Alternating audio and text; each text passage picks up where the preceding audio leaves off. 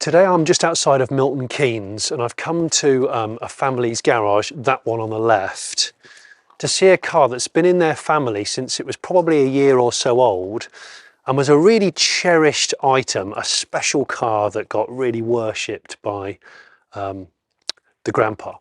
The grandpa died 20 years ago, but ever since he passed away, nobody can bring themselves to part with it until now. And it hasn't been driven since the 90s, the mid-90s, so 30 years.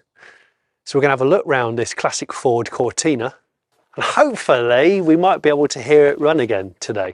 So this is, of course, a barn find edition of the Late Break Show. I'm Jonny Smith. This episode is proudly supported by CarandClassic.com, the biggest marketplace in Europe for classic cars, with over 35,000 vehicles on sale via online auction and classifieds. So Teresa, this is your grandpa's car? Yeah, Grandad Pat's car. Grandad Pat. Grandad Pat. Tell me the story of Grandad Pat and his car. Grandad Pat was a really cool guy who bought this car because I think it was unlike anyone else's in the streets. Right. And he also bought it for my mum's second wedding, I think, as a wedding car. It happened to be that year, so who knows? I was only young myself, but it's mum's second wedding. Yeah. My memories of this car as a passenger would have been the hourly drive on a Sunday afternoon that was the road to nowhere, where we would be, are we there yet? No, we're nearly home, because we never went anywhere. Just used to go out and do like a Sunday just circle. Did a circuit because it was, I think it was just that he enjoyed driving it. Yeah. And it kept us quiet for an hour probably. Yeah. With a bag of sweets. So he was very, very proud of this car. Every Sunday it was washed and polished, kept in the garage. So it's always been garaged? Always been garaged. Yeah. It was his time out, I think, from the house. Yeah. I would sit in the car when he took my nan to find fairs on Saturday afternoon because he wouldn't leave it unattended. So Really? if he parks it, he'd have to be in it. So it had to be chaperoned when it was out in public? Pretty much. Wow, he was protective. He was the only one allowed to drive it. Was he? With one exception. When he retired and he had a little bit too much at the retirement do, he allowed my mum to drive him back in his car. So he got drunk on his retirement do. Yeah. She drove him home in his own car. That was it. That was the only time anyone else drove it. But he sobered up and went out and checked it. Did So, he? Yes, because she had to get it back in the garage. Right. So it was always in the garage. So particular. Yeah, it was his pride and joy. I think it was the one thing that was his domain because he was the only driver in the family. Right. And his car was very important to him. Okay. Should we have and how long's it been in here? Well, we worked it out because my granddad passed in 2003. Right. We worked out from his health, but it was probably last driven for enjoyment in around about 95. Oh wow, okay, 95. Yeah, so 2003 he passed, and that was in Harrow, in Wealdstone, Harrow Middlesex rather. Yeah.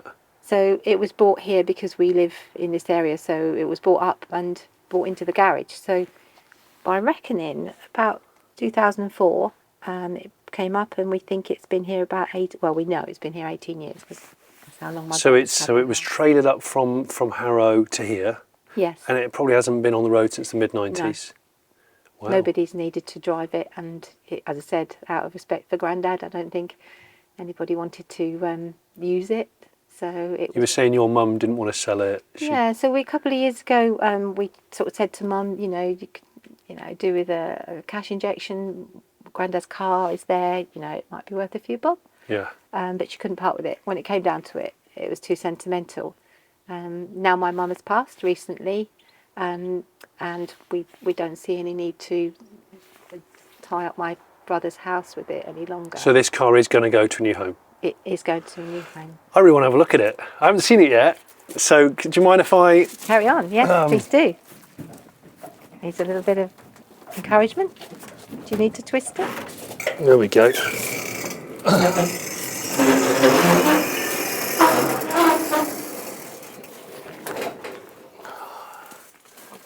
Well, there it is, Mark III Cortina 2000E. Two owners from new. Yes. You were saying your grandpa bought this when it was 2 years old in 1977, so it's a 1975 car. Yes, Wow. we have the original registration doc. Oh, awesome. To show that the owners, and yeah, and I think it just coincided, that was the year Mum remarried. Yeah. And it was kind of, because it was always so beautiful and shiny and gorgeous, it was used in the family for a few years for weddings. So we'd get the ribbons on there. Oh, on the wing mirrors. The white ribbons would just sit beautifully against the lovely polish that this was before. We'll go and have a quick look at it as it is in situ. Okay. And then we'll look at pumping the tyres up and checking the brakes, and we'll wheel it out, because although it's cold today, it's sunny. So we'll get out in the sunshine and have a good look around it. What an awesome thing. So let's have a quick look at the, you can see from the shield on the wing, 2000. So it's we know it's a 2 litre, it's a Pinto, and 4-door E on the rear pillar, vinyl roof car. And I don't know, I'll have to get this verified. I'm pretty sure black was a special order colour. It's not a particularly common colour of Cortina of this era.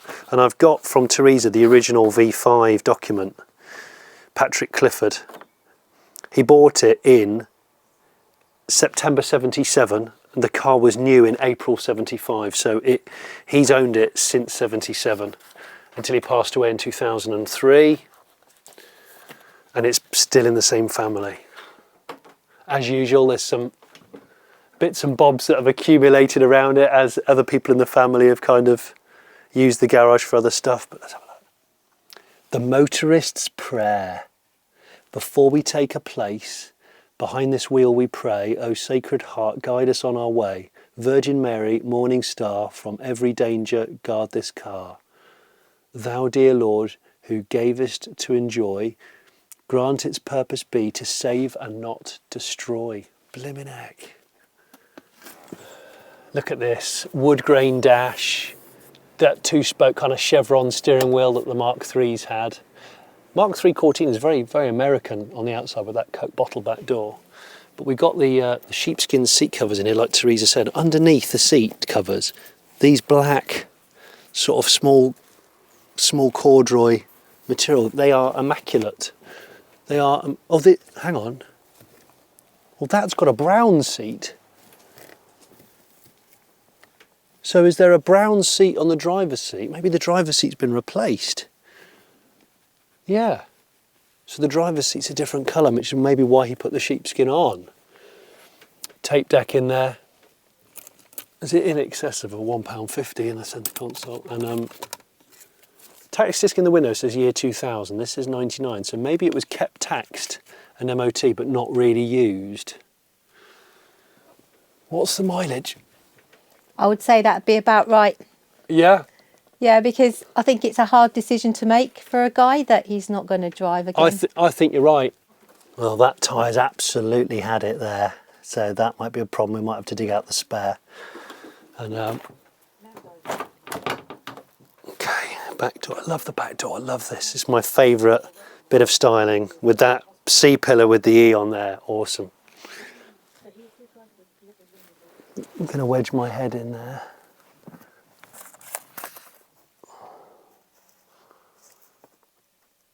I reckon the last time we might have used it was 1999. We're just saying that my nan died in the hospital in 99. She died before Grandad. Did she? So she died in 99. He could have gone to the hospital. Did he used to smoke? Yeah. Okay, there's a Waitrose receipt from 1999. Dorchester mild and silk cut king size. Yeah. Died of emphysema. Right.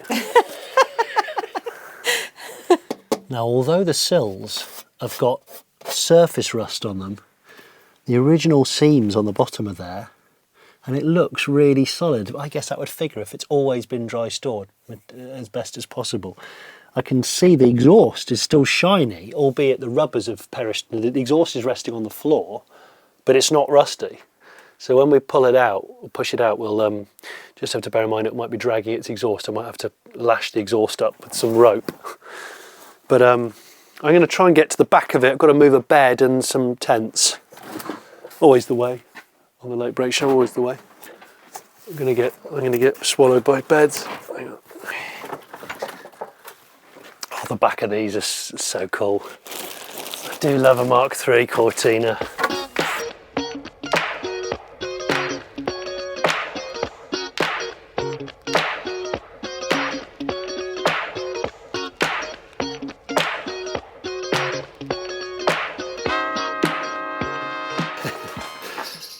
Was £1.99, now 99p.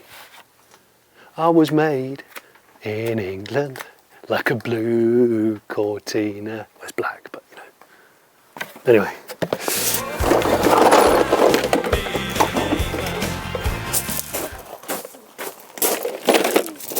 What was that? Yeah. Great point. 3 things you need to do. Like, subscribe, and leave me a comment. Oh yeah, or you could buy some merchandise. What a great idea. We have a merch shop. I'll put a link in the description. Genius. You're clever.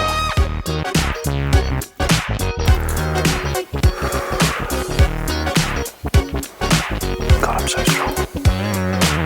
I don't know my own strength sometimes.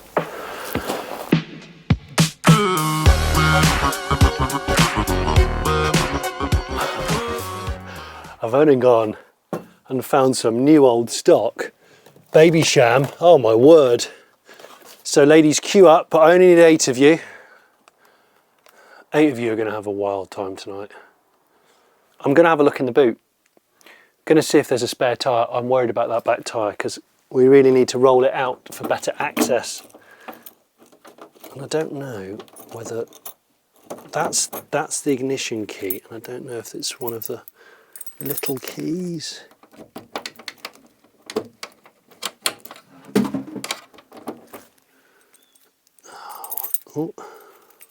Oh, maybe it's that one.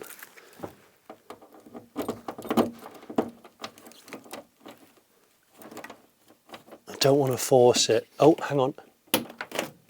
Oh, that noise. There's an old GB sticker on the back, so whether or not this car has been abroad in the past, on holiday, okay. Okay. We've got some of the missing centre caps and a full set of beauty rings that sit inside those steel Ross style wheels. I love the beauty rings. And I'll have to show Teresa. I've got the original owner's manual, Ford Motor Company, Brentwood, Essex. That's nice. That's great. Wow. Very, very cool. So this is a 1975 model. I think they discontinued the Mark III Cortina in 76. So it's one of the later cars. And being a 2000E executive, high spec.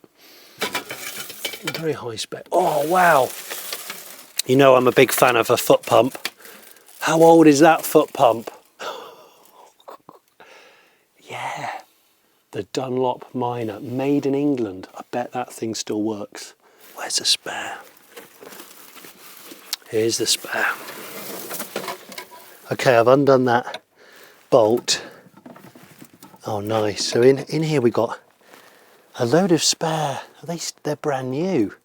Ford radiator hoses and heater hoses, a fan belt. Yeah. And then a spare wheel. So let's just put those there for the sec. Oh, another one.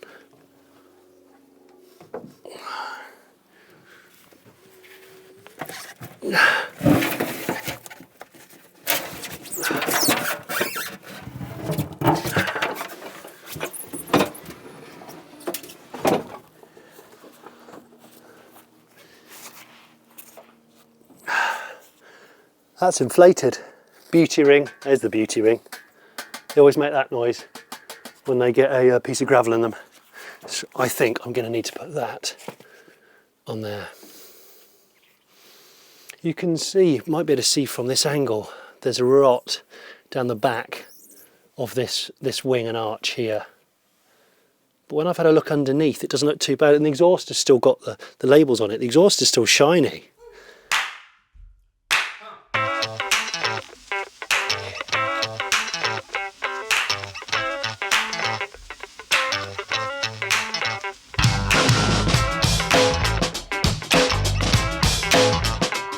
not seized, so that's good. Bit of a flat spot on the tyre. I didn't even want to bother trying to inflate this one, so let's whip this one off, inflate that one. Still got the old Dunlop SP4 tyre on it. All the windows are etched with the original number plate. Remember when people did that? JFA 233N. Yeah, some airs in that. Exhaust is in good condition, but it's not held on by anything. So I do need to kind of hook it back into something before we try and drag the car out, I think. Yeah, it's broken. So I need to find a cable tie, but you know what, the chassis looks really good. Dear viewers, if you're going to store carpet in a garage, please don't wedge it under a car. In fact, don't store carpet. You're never going to reuse it again, never. And it's just going to turn into a mouse complex.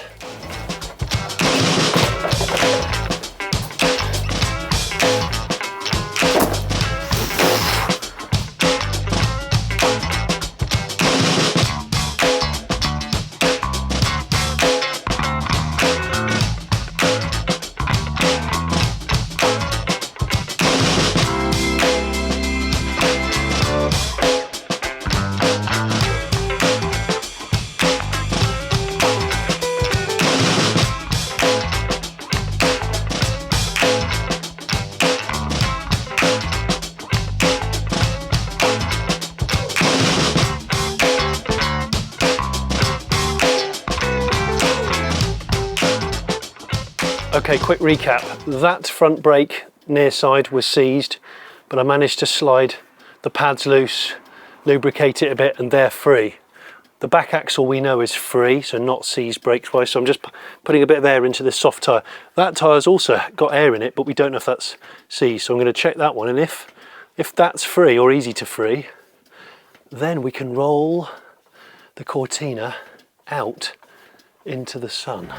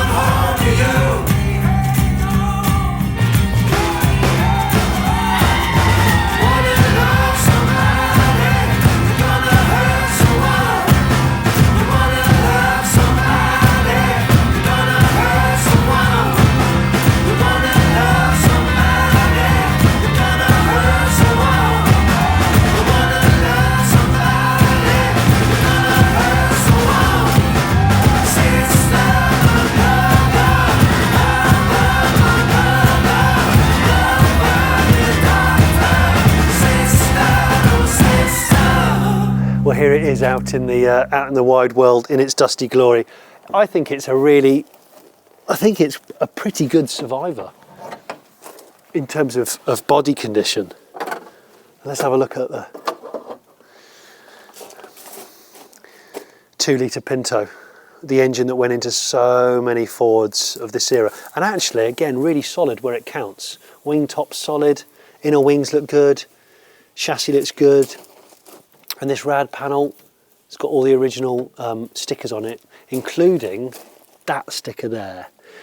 That's quite a special sticker, Special Vehicle Orders Department, SVO order number 1255. This car has had black paint, so it would have been a special order to have this car, Mark III 2000E, in black, which is ironic given that Ford, being one of the first mass-produced car companies in the world, back then you could only order a car in black, but by the 70s you had to specially ask for black. It's been a while since I've played with one of these. My Granada had a 2-litre Pinto in it actually. I am going to see, we'll run some checks, we'll take the plugs out and we'll probably just put a little bit of oil down the bores just to make sure it's loosened up, and then we'll check for a spark and then we'll introduce some fuel, usual procedure. This is actually loose, the old air cleaner, so that, oh, the old Weber there, the Weber twin choke, that's great. Oil looks pretty good actually. So let's get the spark plugs. Spark plugs out. It's weird, the Pinto engine used to be everywhere, in everything. Just like all these things, they were everywhere and now they've all gone. And there's a big following for them. RS 2000s, cars like that, all had Pintos. Everything had a Pinto in it. Sierras. Plug number 1. God, man, that's a tight plug. As is usual, once I've got all the plugs out, we'll just squirt some oil down. My granddad's oil can comes in handy again. That's older than me. Way older than me. Right, oil down the bores. I'm going to disconnect the fuel line and then give it a turnover. God, that fuel line is tight, isn't it? There's no slack in that at all. I would not be happy with that. Just been conferring with Anthony and Paul here. Paul actually contacted the show in the first place to say about this car. But yeah, I'm probably gonna do the usual of bypassing the old fuel tank because we don't have time and we don't need to know the condition of the fuel tank, and connect the fuel supply from here. But before we introduce fuel, we'll turn it over, check that it's not seized, but also see if we've hopefully got a spark. And if we don't have a spark, then we have to try and find why we don't have a spark. So time to get a battery on it.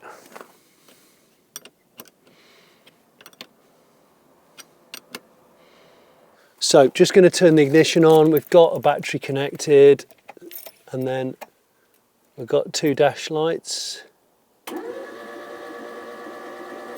Okay, oil light went out within a couple of seconds, so it's got oil pressure and it's clearly very free. So I'll quickly dress up the plugs and put the plugs back in. That job's there, done. Cool. Just give them a quick dress, don't need to spend too long on it.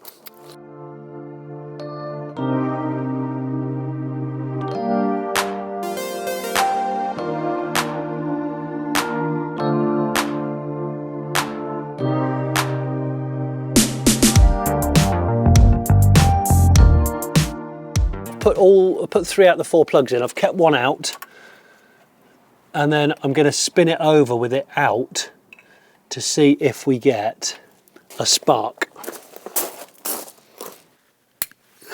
Click, click. Right, so lead's tight. Let's try that.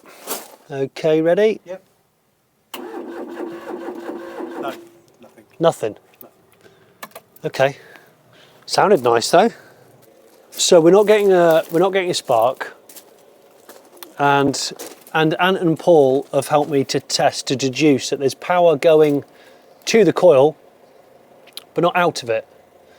So therefore we have a problem with the coil, I'm guessing. Luckily it's a generic coil. I mean, a lot of old cars had similar coils, so we're going to go to a local motor factory, get a coil, if we can get a distributor cap just in case, because there seems to be the spring on the sort of carbon brush on the inside is not springing. So we grab one of those, switch the coil out and see what happens. Don't want to do anything with petrol yet until we know we've got a spark. We have a coil. The coil is down here and it's got this, like I said before, like a weird kind of resistor on the side of it, or it could be some form of booster, I don't know. But it also has 3 different switches on it. I don't know much about that, unfortunately. I wasn't expected to encounter any form of technology on the Cortina, so we're just going to transfer the terminals over of the old coil down there to this new one. swap the terminals over onto this, see if we get a change of spark. Hopefully we will, and then we can carry on. If we get a crack of a spark as we turn it over, then we know we're winning.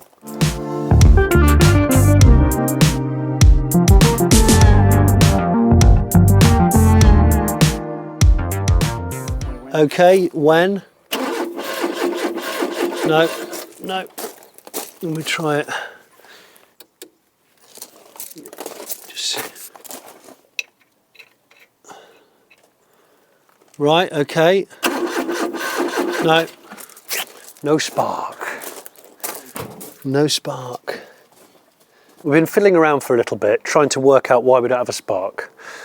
Paul here has just ascertained that we are getting a spark to the points, but the points need a clean.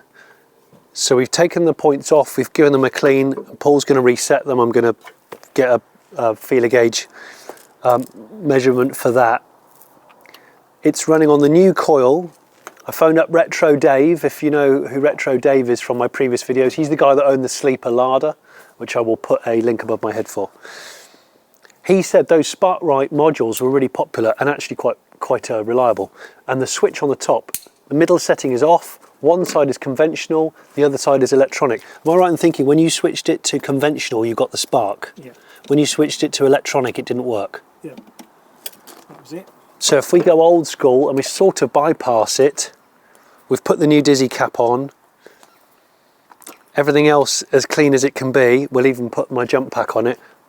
Hopefully we'll get a spark where we need a spark, and then we can introduce fuel. Hopefully it won't be pitch dark by that point, but you never know. You never know.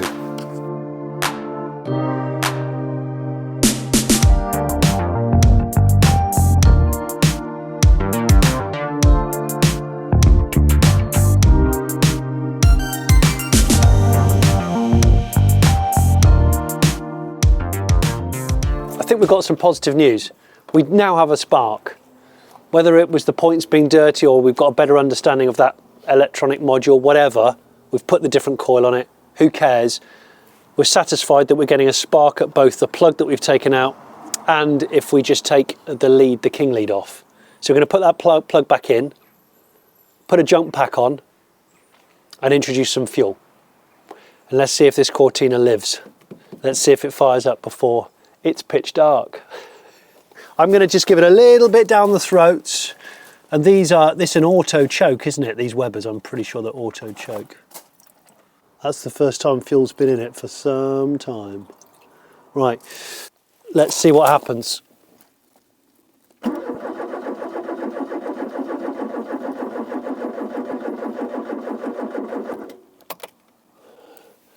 That's no fire as yet. A bit more fuel in the throat, do we think?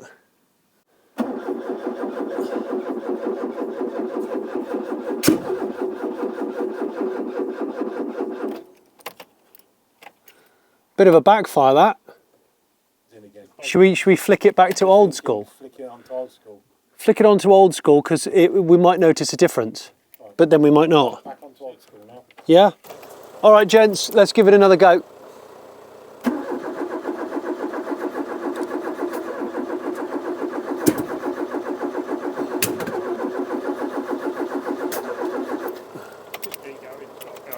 I don't know. It's not trying. It's not stumbling though. Timing. Timing's wrong. If you haven't watched the barn find that I did a while ago now on another Ford, a Ford Granada, go and watch that. It's quite a car. I still fantasize about that car. One day it will be mine. I'll put a link above my head now. Okay. Are we ready? Okay.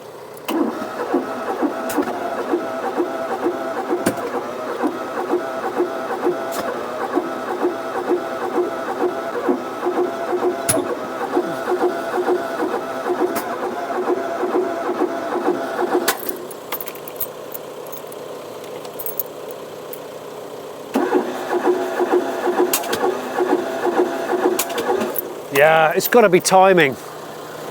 I don't want to keep trying it because it's not even trying to stumble. Right. Okay, I think we have a problem with the timing, which is solvable if you have a timing light, which I haven't brought on this shoot, and the boys don't have one with them, and it's obviously getting quite late now. So I think the engine's in good condition, and I think it wants to try and run, but the timing is completely out, which was why it's igniting the fuel at the wrong time and blowing the exhaust off it. So I feel like, unfortunately, this one's beaten me. Whoa, whoa, whoa, whoa, whoa. That's not how the video ends. The video actually ends with it running, because several days after I went away, the two guys came back and they decided to have another go.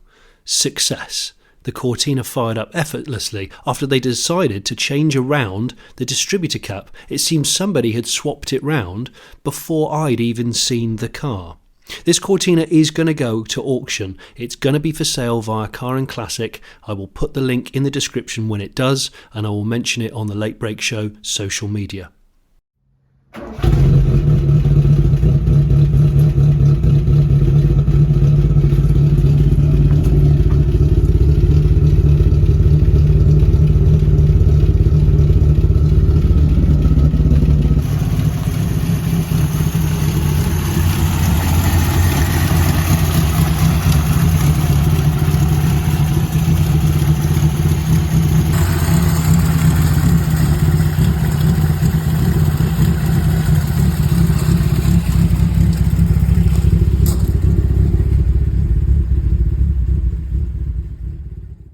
Okay, we can now cue the outro.